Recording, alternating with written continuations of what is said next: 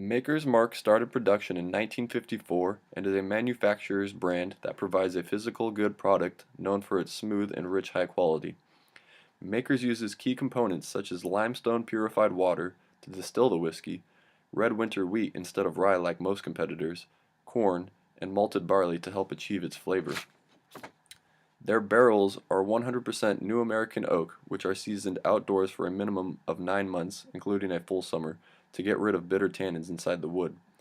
The barrels are then charred for 40 seconds to open the pores in the wood and caramelize the natural wood sugars. They then rotate the barrels periodically over the course of 6 to 7.5 years so more flavors from the wood enter the whiskey. Easily found on store shelves, the red wax is a combination of their form of branding, trademarking, and packaging. It was the idea of Marjorie Samuels, wife of creator Bill Samuels, who used to collect old cognac bottles that could only be sealed by dipping them in wax. They still dip each bottle by hand to this day, reinforcing their brand familiarity. Maker's Mark is a consumer product meant for the final consumer to enjoy. It would fall under the category of impulse or homogeneous product that is in the market maturity stage of its product life cycle. Maker's Mark is available in most places where alcohol is sold. You'd be hard-pressed to find a grocer, liquor store, or local watering hole that does not sell or serve Maker's Mark. Shelf placement is also very important for liquor. Anyone who buys alcohol knows to look down for the cheap stuff. Maker's Mark is definitely not the cheap stuff. Maker's Mark is most often found right at eye level, the place consumers will see it often and buy it often.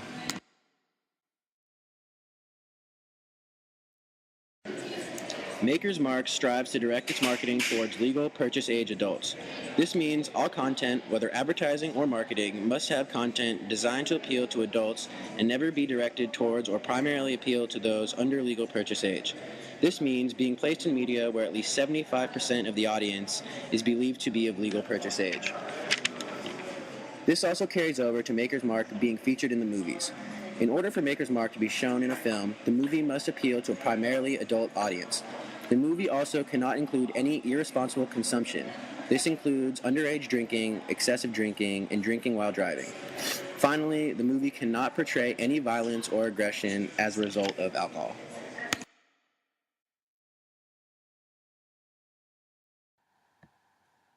Maker's Mark uses a mass selling approach to large audiences and uses competitive advertising to put its name out there as the best bourbon in town. The company relied on a print and out-of-home advertising to reach their audience. But after 50 years, the company decided to partner with the Discovery Channel and launch its first television commercial, It Is What It Isn't. This created double growth for the company, reaching a broader audience with television and internet. This commercial brings the Maker's Mark bottle to life and has a male voiceover as the bottle morphs to fit each program's theme and ends with a reference from the founder's philosophy that a good whiskey is what it isn't.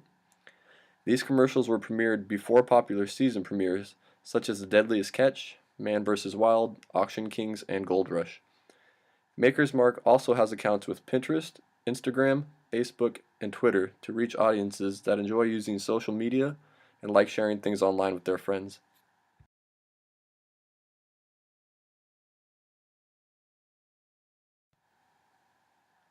Maker's Mark made a collector's bottle that came out in August 2011.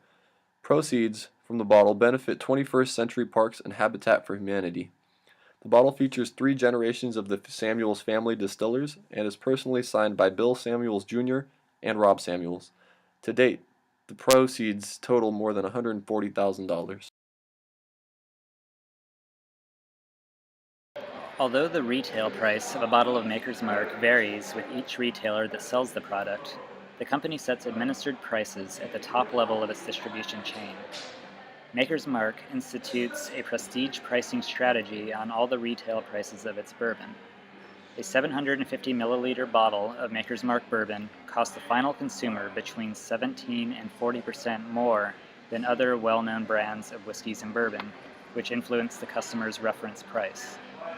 Although the increased retail price may be a reflection of the increased variable cost of hand-dipping each bottle in wax, it also suggests a higher quality product to the consumer. The perception of higher quality in this relatively homogeneous product class presents an increased value to customers who pay the additional price.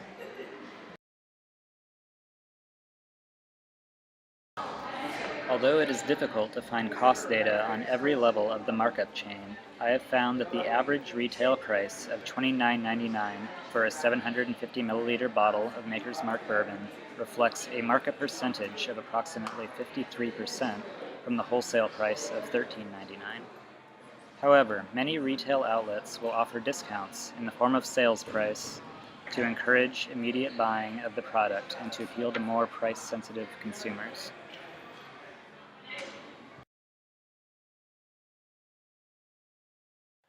Last year, after Maker's Mark announced it would lower the alcohol content of its bourbon because of a limited supply of whiskey, sales of Maker's Mark soared 44%. A consumer outcry for the original 90 proof ensued and prompted a barrage of angry tweets and Facebook posts. Die-hard Makers fans stocked up at their rate so high that Beam reversed its decision and the company vowed to stick with the old Maker's Mark recipe. Whether this was really a result of limited supply of whiskey or just a publicity stunt, it definitely directed attention to Maker's Mark. According to surveys conducted by Brand Index, Maker's attention score achieved an all-time high, but other metrics of brand perception like the buzz, impression, and value scores all went down considerably.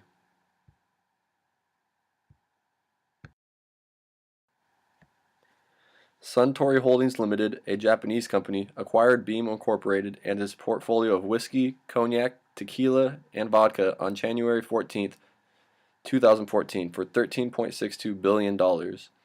Industry executives promise that the taste won't change though, citing the acquisitions of Four Roses and Wild Turkey, who were recently bought by Japanese companies. "We run the distillery exactly the way we always ran it," said Jim Rutledge, a master distiller at Four Roses, which was acquired by Japanese-based Kirin Brewery Co. in 2002. "Nothing has changed except ownership." Beam Company executives say operations will continue as always, and the overseas connection is purely a business decision based on market realities and the desire to grow.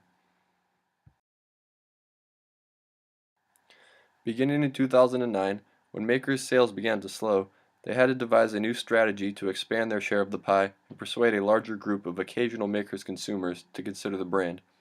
Consumer research conducted by Maker's Mark brand team showed that most of Maker's past growth was driven by loyalists, who alone would not provide the future growth needed. In order to sustain future growth, Makers needed to appeal to its swing audience. Research suggested their swing audience tends to be guys in the 25 to 40-year-old range who are highly sociable but down to earth, had tried Makers before, and had moved up in life without moving on. They are typically guys who refuse to change despite becoming more successful personally and professionally. Beginning in 2009, when Makers' sales began to slow, they had to devise a new strategy to expand their share of the pie and persuade a larger group of occasional Makers consumers to consider the brand. Consumer research conducted by Maker's Mark brand team showed that most of Maker's past growth was driven by loyalists, who alone would not provide the future growth needed. In order to sustain future growth, Makers needed to appeal